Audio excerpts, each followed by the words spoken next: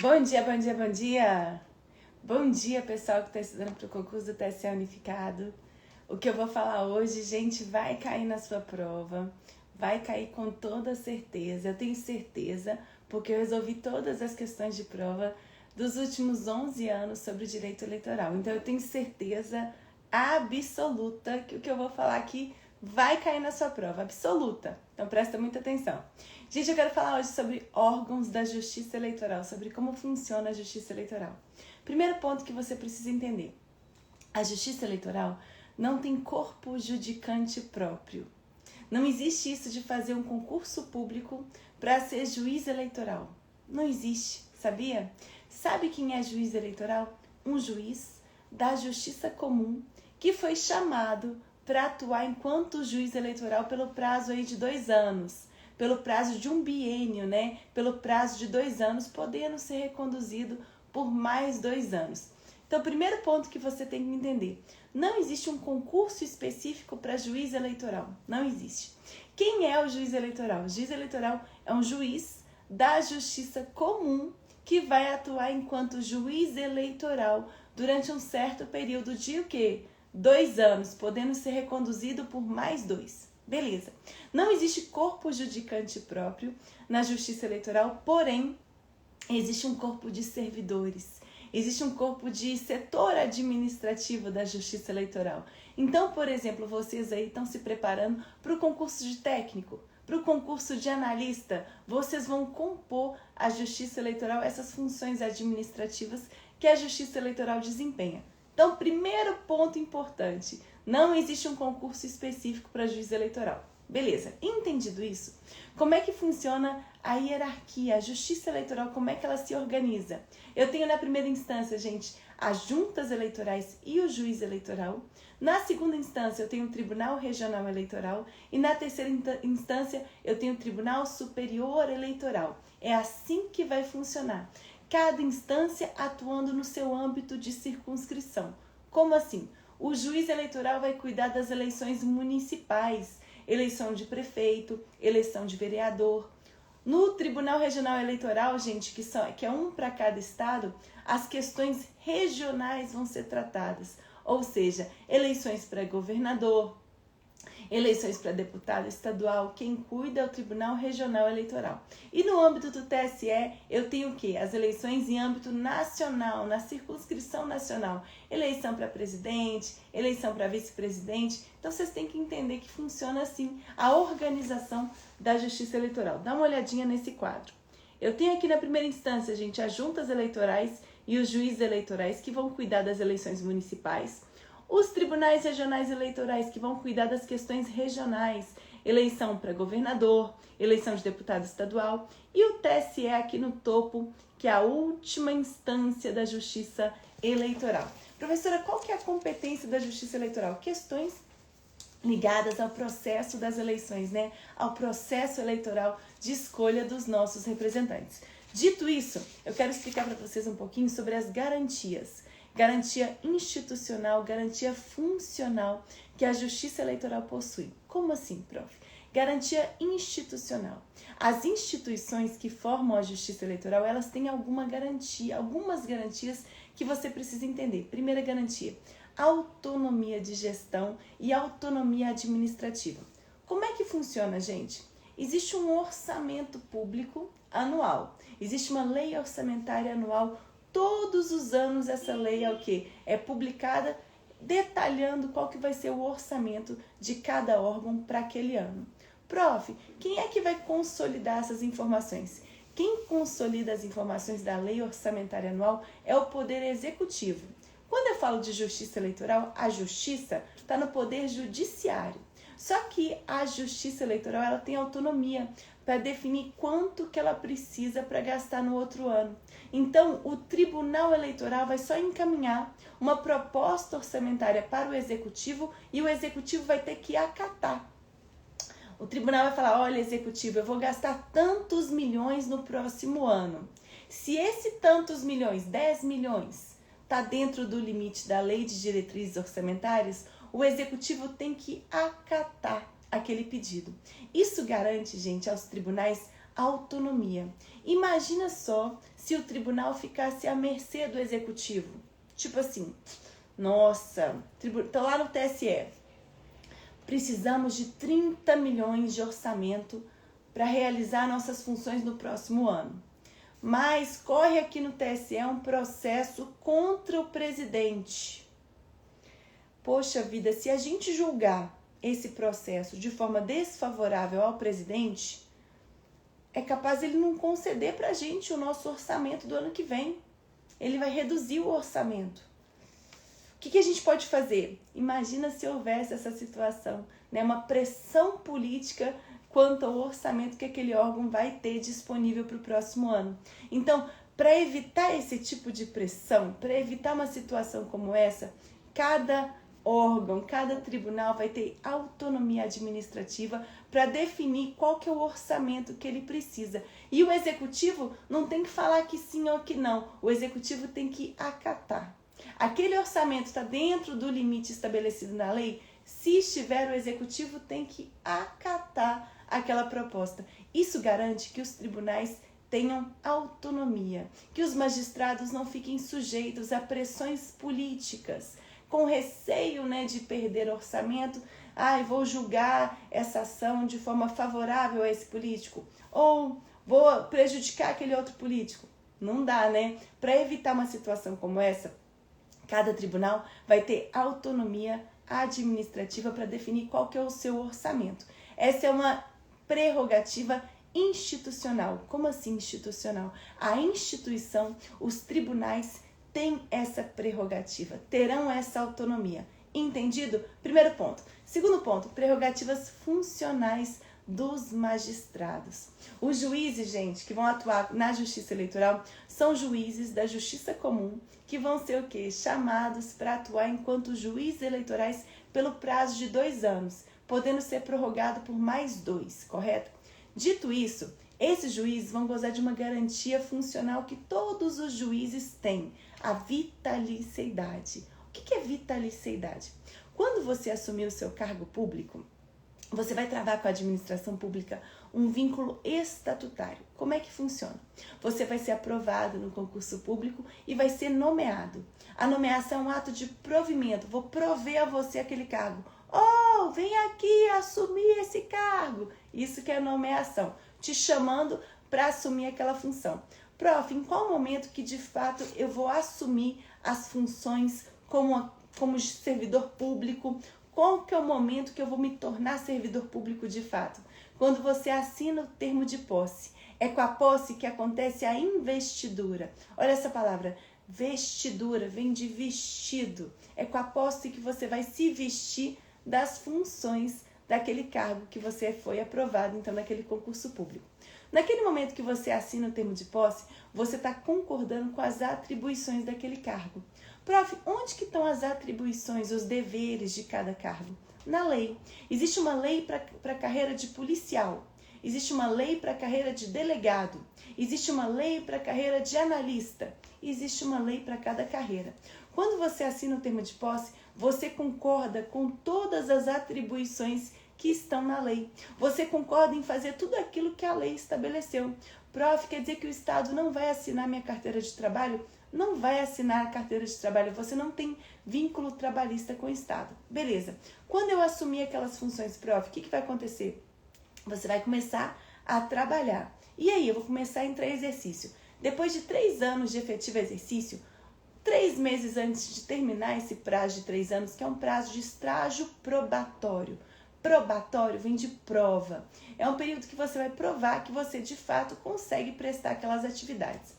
3 meses antes daquele estágio probatório terminar, você vai ser avaliado, uma avaliação especial de desempenho.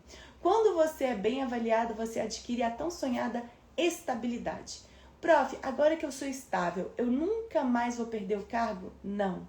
Existem 4 situações de perda do cargo do servidor público estável. Você mesmo sendo estável, pode o quê, gente? Pode ser processado? Em alguns estados é 4 meses, depende do regime jurídico daquele ente federado. Mas, em regra, na grande maioria dos estados, dos municípios, é prazo de 3 meses antes de terminar o estágio probatório. Beleza. 4 hipóteses de perda do cargo do servidor público estável. Você, por exemplo, está trabalhando de qualquer jeito, não está indo trabalhar, você pode o quê, gente? Você pode ser processado? Pode. Em âmbito administrativo? Sim. Pode ser instaurado um processo administrativo disciplinar para te disciplinar a fazer a coisa certa. Em razão da decisão desse processo, você pode, inclusive, perder o seu cargo? Pode. Além disso, você também pode ser processado perante a justiça. O poder judiciário pode. Em razão de uma sentença com trânsito em julgado, você pode perder aquele cargo? Sim. Terceira situação, você continua sendo avaliado, sabia? Mesmo você sendo estável, você vai continuar sendo avaliado continuamente. E se você receber várias avaliações de desempenho insatisfatórias, você também pode perder aquele cargo. E quarta situação, quando aquele ente federado está superando o limite de gastos com despesa de pessoal. Como assim? Cada ente federado tem um teto, um valor máximo para gastar com despesas de pessoal, um valor máximo para gastar com salário.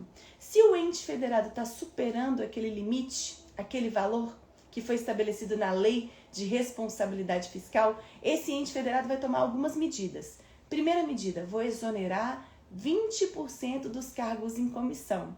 Daquelas pessoas que ocupam aqueles cargos em comissão, 20% vão perder, porque eu vou reduzir minha despesa com o salário. Se isso não foi suficiente, segunda medida, vou exonerar os servidores públicos que ainda não são estáveis, aqueles que estão cumprindo o período de estágio probatório. Se isso também não foi suficiente para reduzir a despesa dentro do limite da LRF, terceira medida, exoneração do servidor público estável. Eu te contei toda essa história para te falar que existem 4 situações em que o servidor público estável pode perder o cargo. Combinado? 4 situações. Só que quando eu falo do juiz, o juiz tem uma garantia maior. O juiz, gente, ele tem uma segurança maior. O juiz só perde o cargo mediante sentença judicial com trânsito em julgado. Isso é a vitaliciedade, né? Além do período de estágio probatório do juiz ser de 2 anos, ele só perde o cargo mediante sentença judicial com trânsito em julgado. Ele só perde o cargo em uma única situação. E essa é uma garantia que o juiz tem, né? Ele só vai perder o cargo mediante sentença judicial com trânsito em julgado. Quando você fala trânsito em julgado, o que acontece? Aquela decisão ela é imutável, né? Todos os recursos já foram interpostos e ela não vai ser modificada, ela transitou em julgado. Segunda garantia, inamovibilidade. O magistrado, gente, ele não pode ser removido, transferido, sem a concordância dele, salvo em razão de um processo administrativo que esteja verificando algum tipo de irregularidade. Como assim? Eu sou juíza. Fui chamada para ser juiz eleitoral do município de Belo Horizonte. Um município menor, município de 7 Lagoas. Só que o candidato a prefeito é meu inimigo mortal. Esse candidato mexeu os pauzinhos, conversou lá no Tribunal Regional e conseguiu a minha transferência, porque ele tem receio que eu possa ir verificar e investigar as irregularidades que ele comete. Pode? Não pode. Para evitar esse tipo de pressão política também, o juiz tem essa prerrogativa da inamovibilidade. Ele não vai ser transferido sem a concordância dele, salvo se houver algum tipo de investigação de irregularidade cometida pelo próprio juiz. Combinado? Essa também é uma outra garantia funcional que o juiz tem, o juiz eleitoral. E além disso, irredutibilidade dos subsídios, né? O subsídio é uma parcela única que corresponde ao valor total que o juiz recebe todos os meses. Esse valor é irredutível. Isso também, gente, para garantir a ele autonomia. Se o juiz ficasse com medo, se eu julgar essa ação assim, será que meu salário vai ser reduzido? E se ele ficasse com esse medo, provavelmente ele não ia conseguir desempenhar a sua função com imparcialidade. Então são 3 garantias aí que você tem que lembrar para a prova: vitaliciedade, inamovibilidade e irredutibilidade dos subsídios, tá bom? Garantias dos juízes eleitorais e também dos juízes da Justiça Comum. Como eu falei com vocês, juiz eleitoral é um juiz que foi chamado para atuar enquanto juiz eleitoral pelo prazo de um biênio. Ponto importante. Prof, sou juiz. fui chamado para ser juiz eleitoral no município de Sete Lagoas. Só que o meu marido é candidato. Pode? Não pode. Não pode. Se o seu marido é candidato, você vai ser o quê? Você vai ser afastada das funções de juiz eleitoral. Agora, outra situação. Fui chamada para ser juiz eleitoral do município de Sete Lagoas. E o meu marido é candidato ao governador. Posso ser juiz eleitoral? Pode. Por quê? O juiz eleitoral ele tem ingerência, ele tem poder frente às eleições que acontecem. Se o seu marido quer ser governador, aí você não tem muita ingerência e poder. Aí quem tem poder de decisão é o Tribunal Regional Eleitoral. Então você pode ser juiz eleitoral se o seu marido está sendo candidato a governador, beleza? Vamos falar um pouquinho sobre o Tribunal Superior Eleitoral. Galera, olha só, tudo que a gente falou, cada parte em verde responde a 100 questões de prova. Terminou de ler essa página? Já responde as questões que cobram o conteúdo dessa página. É só você aproximar o celular do QR Code questões e vão aparecer na tela do seu celular as questões de prova que são respondidas pelo conteúdo dessa página. Cada trecho em verde responde a 100 questões de prova. O que está em azul, gente, são os exemplificando. Agora, tudo tem exemplo. Então, a gente analisou inciso por inciso, prerrogativa por prerrogativa, com exemplos. Vamos falar agora sobre... Olha, sempre coloco para vocês os exemplos e em cada página as questões de prova. Não existe questão de prova que não seja respondida por esse livro. Esse livro foi feito para você aprender em tempo recorde e responder qualquer questão de prova. Ao invés de você perder muito tempo lendo PDFs enormes que você vai esquecer, assistindo um monte de videoaula no YouTube que você vai esquecer, aqui o foco é na questão. Você fica mais tempo resolvendo questão. São pouquíssimas páginas que respondem a milhares de questões de prova. Inclusive, se você achar uma única questão que não seja respondida pelo meu livro, você ganha R$1.000. Não existe questão de prova que não seja respondida por essas páginas aqui. Então, para que você vai estudar mais? É melhor você estudar um material mais objetivo e ficar mais tempo resolvendo questão, que é o mais importante, resolver questão de prova. Beleza, prof, vamos falar sobre o Tribunal Superior Eleitoral, gente, cuja composição é de 7 ministros. Tribunal Superior Eleitoral. Eu tenho 7 ministros. 3 ministros do Tribunal Superior Eleitoral são ministros do STF.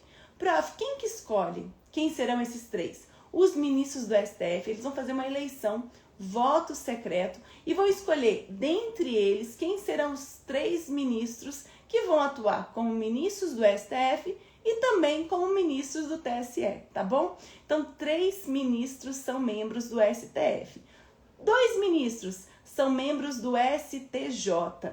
Prof, como é que funciona a escolha desses ministros do STJ? Os ministros do STJ, mediante votação secreta, vão escolher 2 dentre eles para atuarem como que? Ministros do TSE. Então, os ministros do STJ vão eleger. Dentre esses 2, um vai ser escolhido para ser corregedor, tá bom? Beleza. Além desses, eu tenho também outras 2 vagas, porque aí completa 7, né? As 2 últimas vagas serão ocupadas por juristas, por advogados com notável saber jurídico.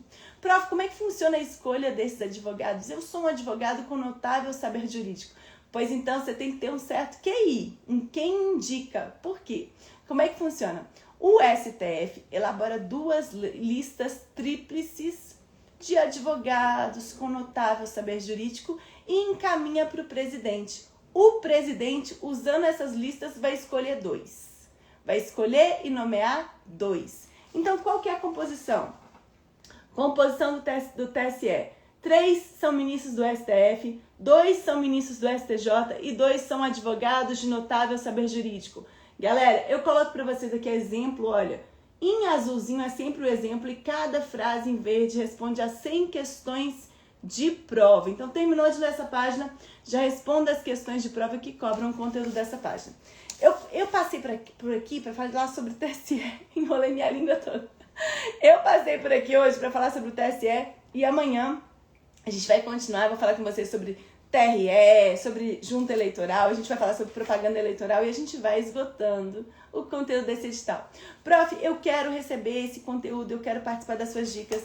Galera, no link da minha bio você pode participar dos grupos de dicas gratuitas pelo WhatsApp. Todos os dias eu mando para vocês aulas e questões comentadas, gente, todo dia. Nossa Senhora, esgotando o edital, tudo isso para você ficar mais tempo resolvendo questão, mais tempo na etapa mais importante do seu estudo e alcançar o seu grande sonho, que é a aprovação. Estou muito satisfeita com os depoimentos que eu estou recebendo hoje. Vou postar para vocês várias aprovações. Estou recebendo muito carinho. Muito obrigada por tudo. E continua, gente. Continua estudando. Galera, é engraçado, né, que as pessoas... Eu tenho medo do futuro, da minha família e tudo. Gente, todo esse medo do futuro, do que pode acontecer, de situações repentinas, ele pode acabar através do estudo, sabe? Se você estuda e faz questão de prova, só que você tem que estudar da forma certa. O que acontece? É que hoje é uma máquina, esse negócio de concurso é uma máquina, né, de ganhar dinheiro para esses cursinhos. O cursinho oferece para você 30 milhões de videoaulas, ele grava uma videoaula com o professor e reutiliza essa videoaula para outros 20 cursos. Então você recebe 328 mil horas aula. Isso e nada é a mesma coisa. Aí você recebe milhões de páginas em PDF. Isso e nada é a mesma coisa. A gente tem o quê? Um recurso limitado, que é o tempo. E a nossa mente não consegue memorizar tudo. Se você não focar, não usar o material objetivo e ficar mais tempo resolvendo questão, você vai só perder tempo. Você fica lá lendo, estudando. Claro que você aprende muita coisa, mas você não consegue o seu objetivo. O seu objetivo é passar. Seu objetivo não é conseguir assistir 328 mil horas aula. Isso não muda a sua vida. Isso não muda a sua vida. Então você precisa ficar o quê? Mais tempo resolvendo questão. Meu Deus, já falei isso com vocês. Gente, é só estudar da forma certa.